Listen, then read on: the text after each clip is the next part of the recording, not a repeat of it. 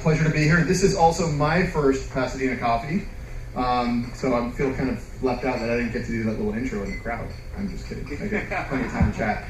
I also feel like I'm at like the improv. I'm supposed to do some comedy up here or something. But thanks for having me. So my passion, my love, my obsession is helping entrepreneurial leadership teams get what they want from their business. As Mike shared, I am the fourth generation in an entrepreneurial family. 3 generations ran and still run a family business. I decided to sort of blaze my own trail and go a different route, but as far as I can remember as a child, I knew that one day I wanted to be a business owner. Quite frankly, that's all I knew. My parents, their friends, they were all business owners, they were all entrepreneurs.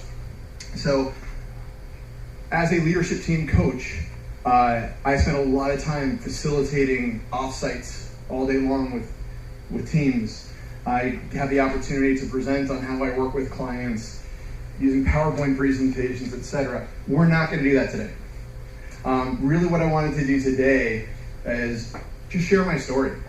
Open and honest, share vulnerability. I've been in everybody's seat who's been an entrepreneur here today. We have our highs, things are great, and then we have our lows. How am I going to make my next payroll? And really just share that experience through the process. And hopefully, at the end of our time here together, each of you take away something that you can apply to your business, to your life, and that makes me feel like I'm just giving back. That simple. So I'll start here. I was born, I'm just kidding. I'm not going to go through my whole birth story. With that said, I am a 4th generation entrepreneur, born and raised here in Los Angeles. Went to UCLA, and at UCLA I graduated as an American literature and culture major, right? What are you going to do with that? People would always ask, what are you going to be, a teacher? And my response was always, well, can you be a little more creative than that? But the point is that I graduated in the late 90s, right at the beginning of the first .com boom. And it was really an exciting time to enter the workforce. While I was a literature major, I had a passion for technology. I had a passion for the convergence of media and traditional entertainment and digital technology. And as you can imagine, back in 1999 when I graduated, we didn't even have high-definition TVs yet, right? They were just starting to come out into the market. And so my first job out of UCLA was working at a startup in Santa Monica in one of these great brick Bowen Trust buildings at a company called the Digital Entertainment Network, DEN. And for those of you who are around then and involved in the startup space, DEN was fairly famous in some ways. Not for great reasons, which I'll tell you in a few minutes. But the short of it is that I started there as the second assistant to the president of the company, because he needed 2 assistants. So that'll give you a sense of this organization. However, again, not the most glamorous job in the world, but I saw it was a huge opportunity because I got to manage all of his phone calls. I was the doorkeeper to his office, and there were a lot of very powerful people coming in and out of there. The Digital Entertainment Network was essentially the convergence of Hollywood and Silicon Valley coming together. Over the period of about 2.5 years, we raised and spent over $80 million. It was a great flame-out story. It was complete with Ferraris in the driveway, cars being washed, crazy parties, and it ended with the organization having a failed IPO, changing their business model 6 or 7 times, and ultimately one of the founders of the company getting indicted through the FBI for taking a minor across state lines after he fled the country and they brought him back in. So look up Dan if you're ever interested. A great story around that. Anyway, the point is my learning around that. I had 2 learnings. One is, in every opportunity, whether you are working as an admin or an entry-level job, there's an opportunity there. My opportunity was to build relationships with a number of people in the organization, have high-level visibility, but also there is excess in organizations. Being an entrepreneur is not all about this glitz and glamour. You don't need to live this sort of entrepreneurial life or this high-flying organization to be successful. Quite the opposite. We were missing a simple piece. We didn't have focus. We changed our business model multiple times. It was all about living this life and being this entrepreneurial organization that's going to change the world, but yet we didn't do anything at the end of the day. Shortly after that, I joined a similar organization called Broadband Sports. I realized at DEN I had a love and a passion for technology. So while I wasn't trained in it, I started doing a little bit of software development, went to this new organization, became a program manager there for a couple of years, saw the writing on the wall, they were going to go under as well for very similar reasons, and decided to leave before, pardon my French, shit hit the fan. And I was going to go back and gain enough experience to actually work in the trenches as a technician, as a technical person. I really admired our technology leaders in our organizations, our CTO, CIO, and said, maybe that's the path that I want to take. So, having no formal training in technology, I decided to read every book I could on the subject of programming. We literally snuck into courses at UCLA. I was 23 years old at the time, so I still looked like a college student. I just looked at the calendar and would show up at classes and learn as much as I could. Ultimately got certified by Sun Microsystems as a Java developer, and got a job ultimately after 9/11, which was tough because things slowed down quite a bit, as a software developer at a very early software as a service company. Great experience. Wouldn't give it away for the world, but at the age of 26, I decided it was time to get married. And I realized that it was time to embark on this journey of being a business owner, as an entrepreneur. My wife had just started a career as an attorney. We had no children. We were renting an apartment, so no mortgage to pay. Figured, what the heck, what do we have to lose at this point? So out of my apartment, started the first business, ultimately called it American Data Company. And really, I was at this point in my life where I had the opportunity to choose, what do I want to do? I know I want to lead an organization, I want to do something to make an impact. I didn't have some great revolutionary idea, to be honest with you. I thought I was a great software developer. I thought I could build great web apps. So I started a consulting firm. Requires very little capital, right? Started working with any client I could to build what I'd called at the time dynamic web apps. Because in 2003, most every small business had some sort of brochure website by this point in time, but they weren't transacting business online. It was Amazon, the big companies that were doing that. And I said, gee, maybe I can bring this to smaller organizations, enable them to make sales, service customers online, etc. So my first client, get this, I'll always remember this. My aunt and a few of her lady friends had an investment group. They did fairly well in the stock market, and they decided they were going to have a little business on the side called erotic piñatas. So she said, Josh, we need a website. Great, I can help you with that. So the first website American Data Company produced was eroticpinatas.com. And you can imagine the paper mache piñatas that people would take to bachelor and bachelorette parties and share with all sorts of stuff and decorate them in all sorts of naughty clothes. So I just remember back then thinking, gee, this will be a great story to tell sometime. So it all worked out. Anyway, with that said, the organization started really just as me, and I had an intern at developing web apps. I had that technology background, so I put that to work. And within a couple of years, I had a client who was selling a health supplement online that really believed if they nurtured their clients more effectively, those leads coming to the websites, all those prospects, they would have a higher conversion rate, and they would ultimately support customers and have more successful customers. So they had this idea of having what we called at the time just an automated email campaign. We didn't have this concept of a drip email campaign back then where message would go out based upon behavior. So they were using Salesforce.com at the time as their CRM platform. And I knew nothing about that at the time. But we were supporting them in some other areas. They said, hey, can you help me with this? And I said, sure. So we built this campaign for them. I literally wrote the code for it because we were short on staff. And I tried to recruit one of my college professors to help out, who was a friend of mine, and of course he completely flaked. So I was left developing this application. And ultimately, it was a whopping success. The client had a huge return on their investment, it transformed their business, and at the time, Salesforce learned a little bit about what I had done, and their annual user conference was coming up, Dreamforce. So a few folks invited me to come and speak at the conference there, and I said, great opportunity. We went up there. This is 2006. If any of you know Salesforce today, they're a multi-billion-dollar organization. Their user conference that year, I walked in, there were 5,000 people lined up. And the way I can best describe it is, I think it was Attack of the Clones, one of the newer, but not earliest, Star Wars franchises where you walk in and you see those clones lined up forever and nicely laid out. And I walked to see 5,000 people in chairs looking at Mark Benioff, the CEO of Salesforce, speaking, and I was like, wow, this is a huge opportunity. So it was that time where I walked in and recognized that we needed to change the focus of the business. Just being a web developer, web app developer, everybody's doing that. There's a huge opportunity if we focus 100% on Salesforce.com and bring a service provider in that space.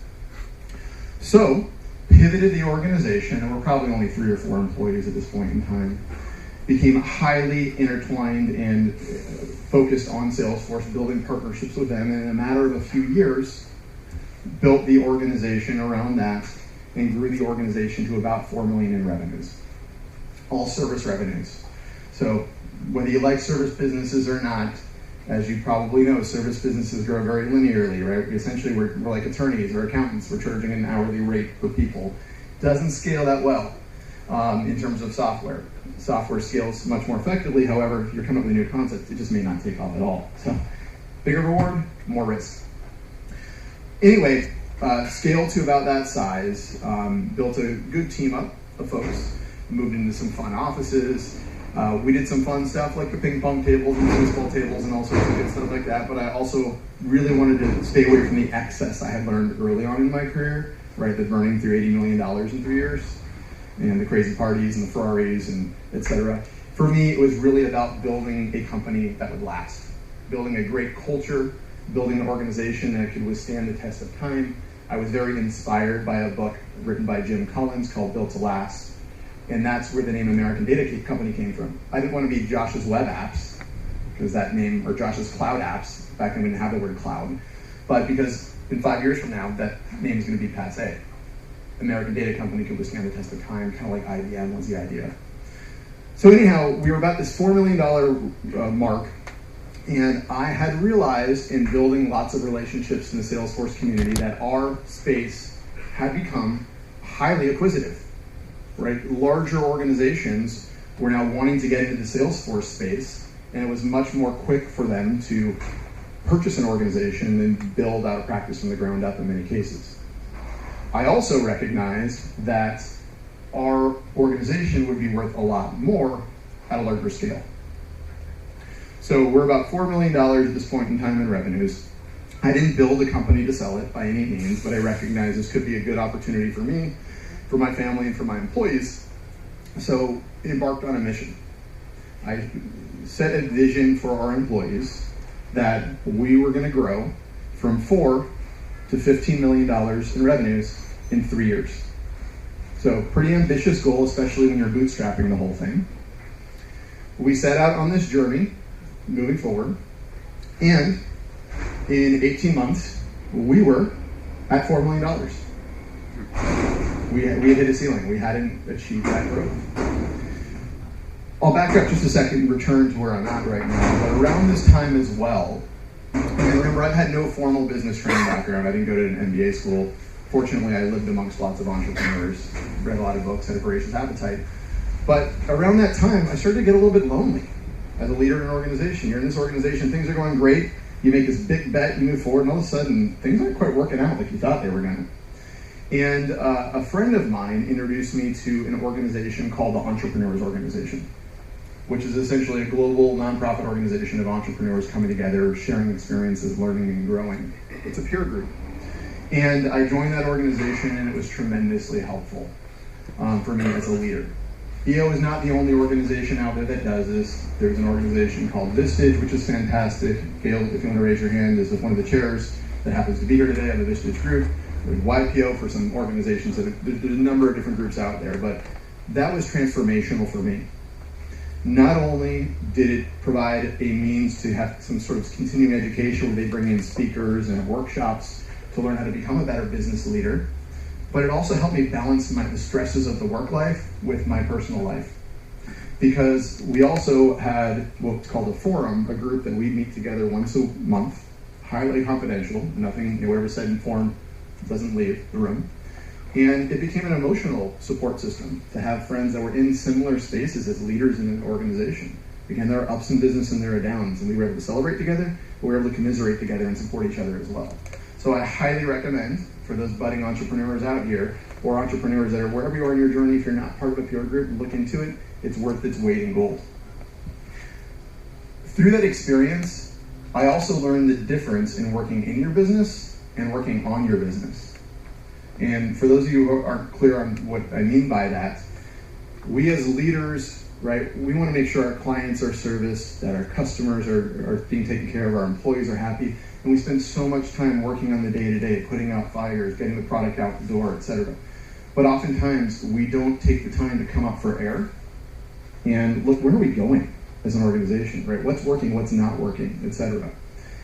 And there's a great book I read early on called The E-Myth. If anybody's read it, fantastic. If you haven't, E-Myth by Michael Gerber. And essentially what he states in this book is that there's a myth in this country, and the myth is this. In becoming an entrepreneur, you create freedom, right? You blaze your own trail, you create your own path, you remove yourself from being a slave from the big man who's driving the business, whatever it might be. And the reality of it is many people like myself who were just technicians, I was a great software developer with a bit of an entrepreneurial mindset, we think we're going to be successful because we're great at that technical aspect of what we do. We can do it better than anybody else. But there's so much more to running a business. There's the sales aspect, there's the marketing aspect, there's the customer service, there's the accounting, and we kind of forget about that. And then we get involved and we're just overwhelmed. And instead of being in control of our business ends up being in control of us. So anyhow, if you haven't read the book, take a peek. Really, really helpful kind of perspective. Anyway, with that said, got stuck around $4 million in revenues. I was getting tired. I was about $250,000 in debt. I had a credit line within the business. We had people starting to leave the organization because they weren't seeing the progress wasn't being made. They were getting a little disconcerted. So I'm sitting here thinking, gee, I'm on this sinking ship right now. What do I do to salvage this thing? Because I really believed it had value to the organization. So I realized I needed to change paths. And I felt the most appropriate next best strategy was to find a like-minded organization that was also looking to grow and sell. And if we can bring our two organizations together, we can get more scale more quickly. Also, we'd have not only more scale from an asset perspective to be able to grow more value, but again, I was getting tired emotionally, physically. And just to be able to know that I was part of the larger organization and having that support and more infrastructure would just let my mind rest a little bit. Let myself take a break.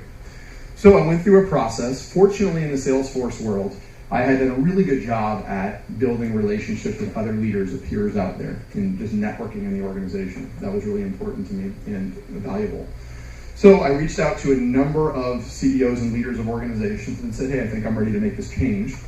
I ended up not hiring an investment banker or a broker. It just didn't seem to make sense to me given the scale that we were at, and I don't regret it. Ultimately sold the company to a company in the Midwest, took about 25% of my chips off the table, and then converted 75% of equity into the new organization. And together, with all of our assets, our people, our resources together, we grew 300% in 3 years. We grew from 13 million to 40 million in 3 years, and ultimately sold the company a second time now to a publicly traded IT services firm at the beginning of 2016 in an all-cash deal. So got to go through two different, very, very different experiences. The first time was really me saying, hey, how do I salvage the sinking ship and turn it around? Fortunately, it all worked out. We had a strategic buyer that wanted an organization on the West Coast. They liked our clients, our relationships, right? And we're able to pay a decent premium for a company that on the balance sheet wasn't worth much at all. So that worked out phenomenally well. So the question now is what was different? How did, we got stuck at this $4 million number, but together we were able to scale from 13 to $40 million. Why was that different? Well, a few lessons learned there. The first lesson was simply when I put together my projections early on, I was this ambitious entrepreneur that said, great, if everything goes right, we'll end up here. And of course, as you know, or if you don't know, nothing ever goes right. And so I didn't have $80 million at my disposal when something went wrong. It was my personal, line of credit and the revenues and the profits we were reinvesting into the organization. that we were working from. And so things got a little bit tight and stressful from there. The organization that acquired mine and that I became part of had some outside investment. Salesforce was one of our strategic investors. So that surely helped give us a little bit of breathing room. However, that wasn't the only piece, and I wouldn't even say the primary piece. I think the biggest thing that enabled us to achieve the results that we achieved is we just had this amazing way of getting everybody in the organization 100% aligned on a common vision. Where are we going and how are we going to get there? Holding people accountable and having crystal clarity on who's responsible for what and what do they need to get done to get us there. And ultimately through that process, we formed just really healthy teams. Holding people responsible, having healthy, functional, cohesive teams in the organization. We didn't create this concept in this system. We had hired a consultant a few years prior to that to help us implement a system called EOS, which stands for the Entrepreneurial Operating System. And EOS is defined in a fantastic book written by Gino Wickman called Traction, Get a Grip on Your Business.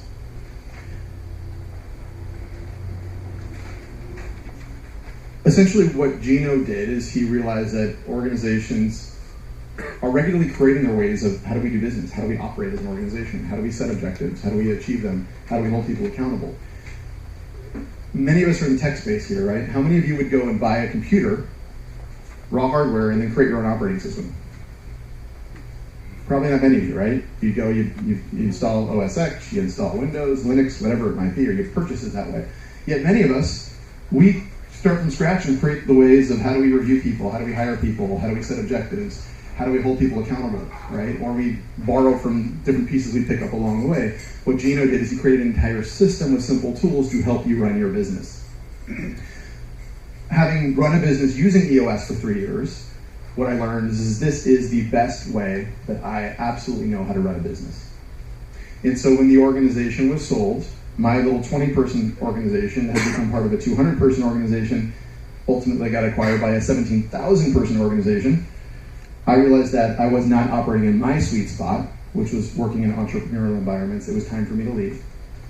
I left and decided that in this next chapter of my life, I wanted to work with entrepreneurial organizations and help them get what they want from their organizations, which is, again, what the piece that I was missing was the system.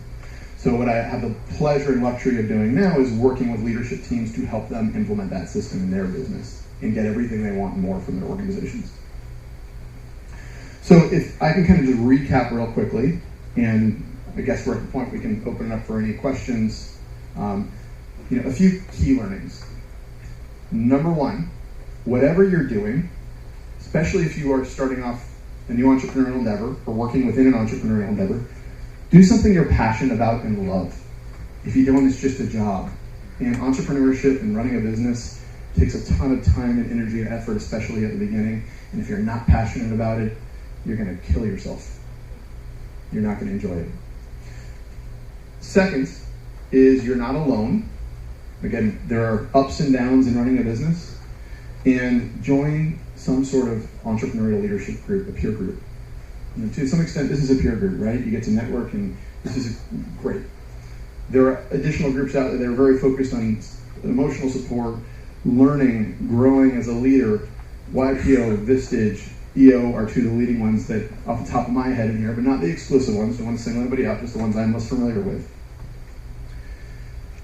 And then lastly, again, use an operating system within your organization. Whether it's EOS, there are other ones out there. Don't reinvent the wheel. There's a tremendous amount of power in learning and proven, time-tested programs that are out there that are going to help you get what you want from your organizations. And I guess I'll throw one more in, which is, as I was reflecting just this morning, even driving out here on kind of my path in arriving where I've arrived, being a leader, especially when you're bootstrapped, just requires you to be creative, right? Think about it. I snuck into UCLA classes to learn how to become a programmer, right? The way that I grew the relationship with Salesforce is I would go to every single Dreamforce and just walk around for hours at their conference and talk to people. I met somebody within the corporate office, they invited me, and I had them introduce me to other people. By the time I left, my Rolodex was over 1,000 people that I knew at Salesforce.com. You can use your networks right? Get creative, get thrifty. You don't need to have $80 million in the Ferraris to be successful. It's about really your drive and your passion and finding creative ways to get things done. So with that said, I guess we'll give back to Mike and open for questions. Yes. Thank you, Josh. And congratulations. That is an amazing story from entrepreneurship at a sort of smaller business level, scaled up twice, and then you had your fantastic exit, and now you're in the honeymoon phase of your new business as a leadership team coach. And I think that's really awesome. We wish you the best of luck in that new endeavor. We're going to open up to Q&A now. If you have a question, raise your hand. John will walk around with the mic. If the words out of your mouth do not end with a question, it turns into some story time comment, we will yank it away with great pleasure, the mic that is. Because, we should be focusing on questions now. If you'd like to share stories, Josh, will you be hanging out with us? Yep, absolutely. I'm happy to stick around for a bit. Yeah, and story time later, questions now. Thanks. Who's got a question? Can you tell us a little bit more about your leadership coaching consulting practice that you just started? Yeah, for sure. So again, I've adopted the best way I know how to run a business, which is EOS, the Entrepreneurial Operating System. I myself, as a coach, decided I don't want to recreate the wheel. This is a proven system. Because you're okay, I'm hearing some popping. Okay, cool. Really, it falls back to this fundamental, that there are two types of people in this world that are leaders. People who are frustrated with their business, they're not getting what they want from their business, and people who are getting what they want from their business. Those who are not getting what they want are frustrated often. Those who are getting what they want are at peace, right? Happy, open, honest. The ones who are not are frustrated. And there's a common set of characteristics as to where those frustrations come from, and I'm not going to get into that right now. But the general philosophy is this: as leaders, as managers, as owners, as entrepreneurs, we tend to wrestle with 136 issues simultaneously. In other words, there's just a lot of stuff going on in business, right? We're busy. There's a lot of things competing for our attention. Well, the finding was this: to the degree that you can strengthen 6 key components of your business, those 136 things just kind of fall into place. Because rather than treating the symptoms, you're actually strengthening the root cause.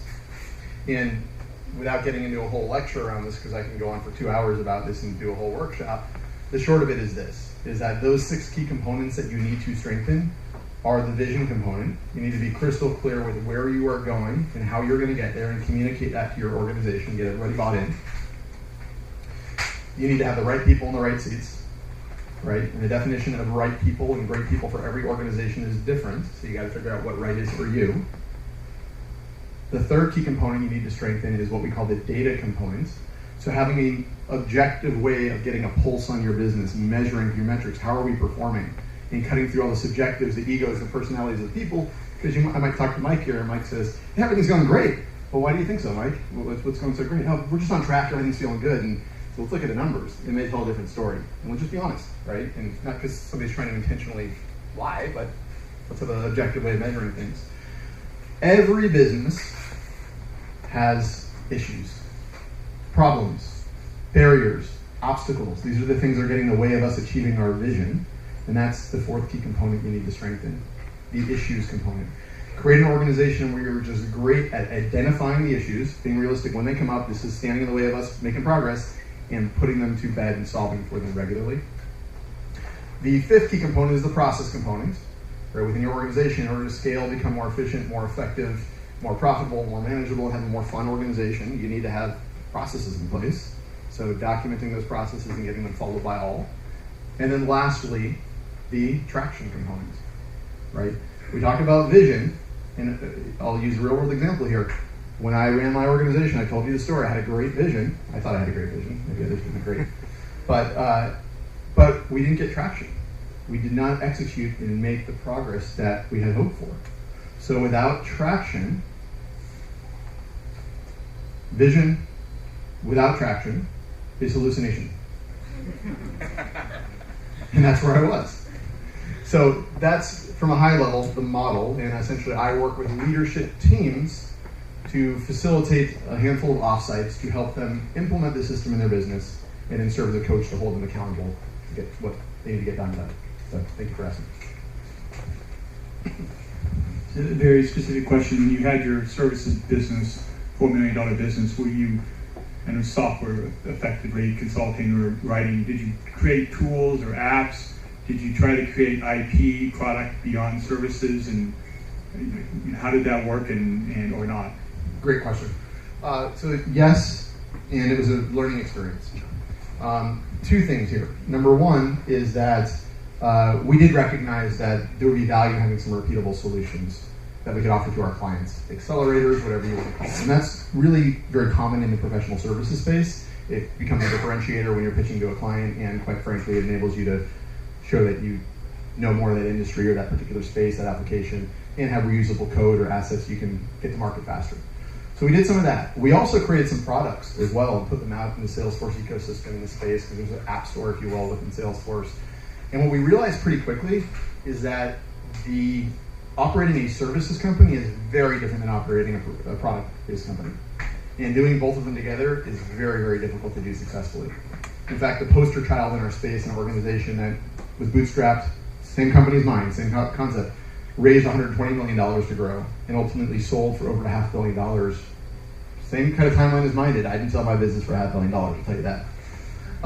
They realized early on, they started creating off products as well. They ended up selling them all off and said, we are focusing on services. So the point is at least my perspective is that there's not a right or wrong that services or products are one better than the other. It's just really hard, especially at a small scale, to run a business that does both. My recommendation is pick one, run with it, or you spin off two companies if you have the bandwidth to run two of them. But it's really hard to do both of them. Hi, this is Gene. Great story. What classes did you sneak into at UCLA? So I don't remember the exact numbers, but honestly, I think it was sort of like, I think it was CS31, CS32, which essentially are like basics in programming and data structures. It was all computer programming. I did the same. The Pick 10 series. Awesome. We'll have to compare notes. Any questions?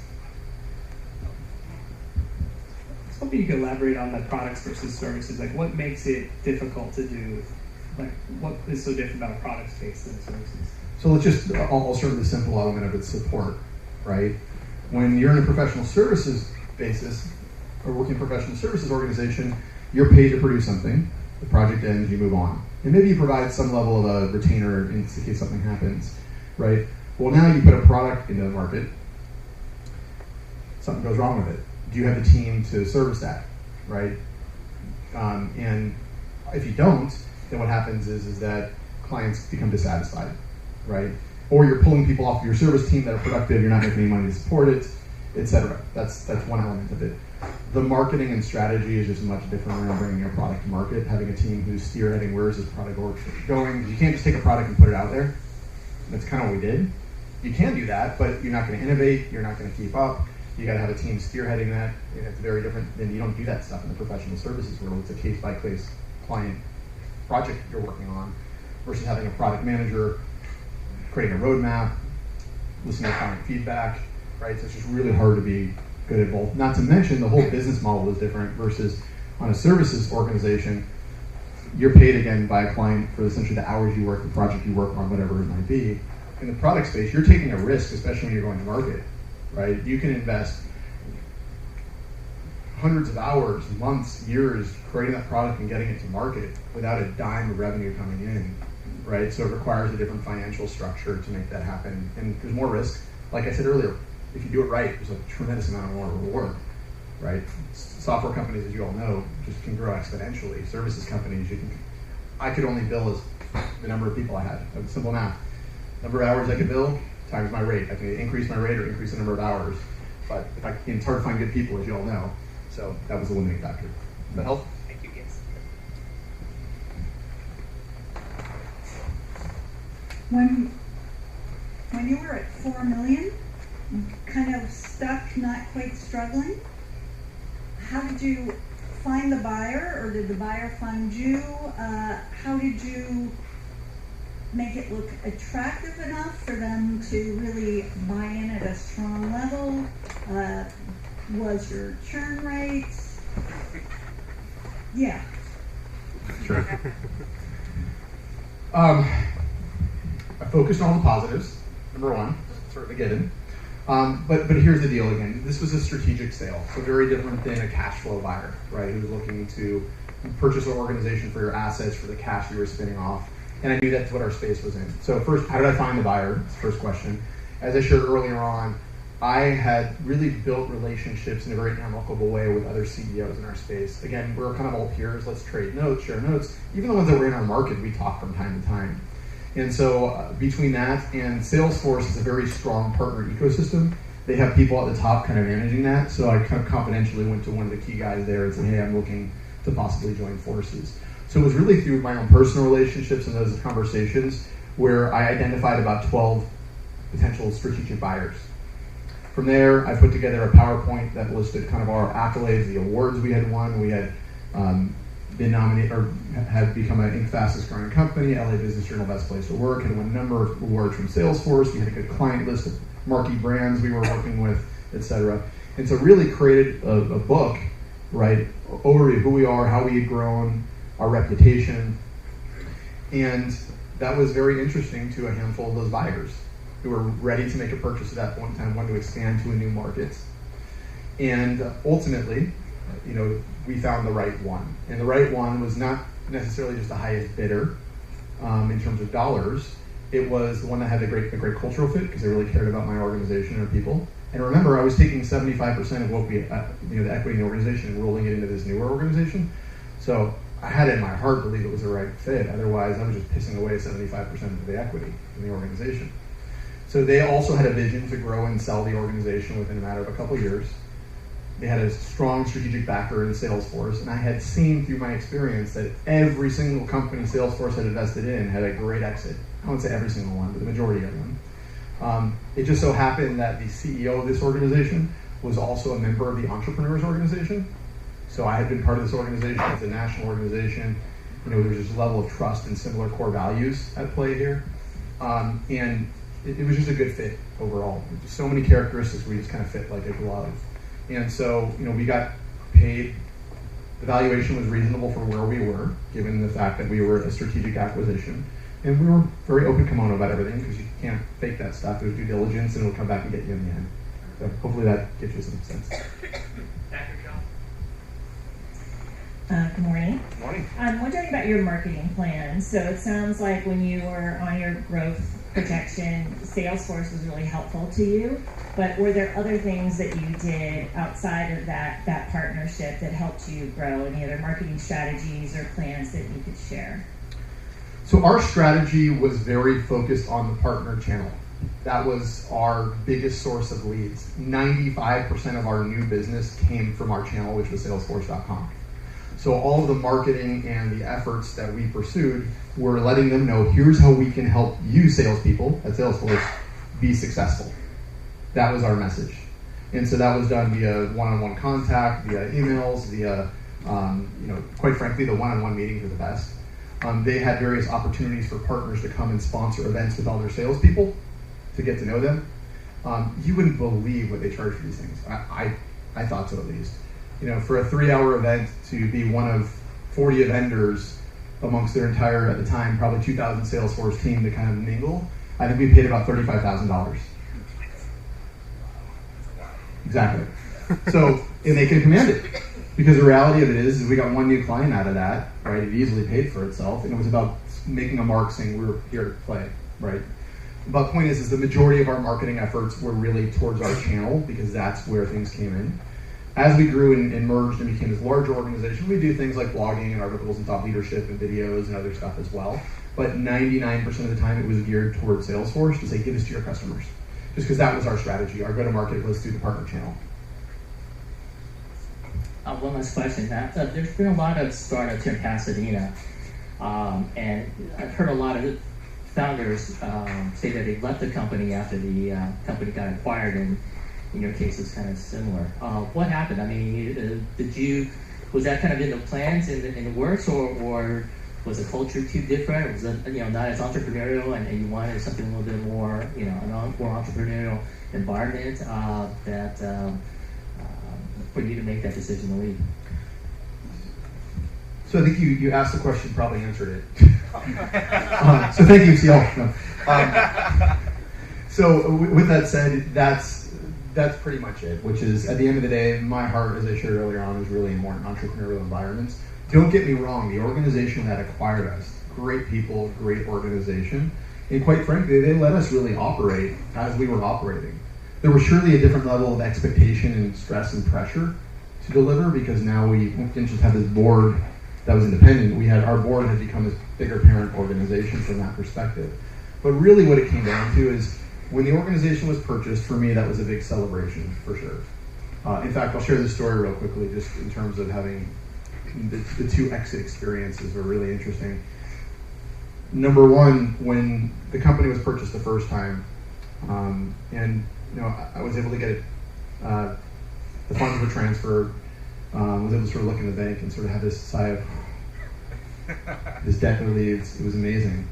And at the time, I remember my wife and I had a nanny for that night, and we had an opportunity to go out, just the two of us, and she wasn't very hungry for whatever reason. So we sort of made it kind of low key. We went to the Century City Mall, and she said, "Josh, I'm just going to go. I got to go do some shopping for a little bit." And I said, "Well, I'm hungry. I'm going to go grab a bite." So I went to the food court, went to Which Wich, and just sat down and had the most comfortable, best tasting Which Wich sandwich of my life. Sitting in the food court mall, just like feeling like 1 billion pounds is off of my shoulders, right? So that was kind of number one. And the second exit was very different, right? Because I was a little bit more meaningful, and I've been working so hard for the years to, have some return on this investment. It was just really a great feeling to look at the bank account when that kind of happened, and have that sigh of relief that all we've kind of worked for. It was a bit emotional, but paid off, right? But to answer your question, ultimately at the end of the day, it was all about me having that second exit. And once that happened, I knew I probably wanted to move and do something more entrepreneurial again. However, I also thought, I've never worked in an organization larger than, say, 300 people. I'm now part of a 17,000 person organization. Let me give it a shot for a year. Maybe I'll love corporate life and become this leader in this corporate organization. It'll be incredible. I found out that wasn't the case. Pretty quickly. So great people, love them to death. I'm still very close with a number of them. It just wasn't the right fit for me. This was the right path for me, and I'm blessed and fortunate that it's all worked out really well. Excellent. Thank you so much for the questions. Thank you all. Thank you.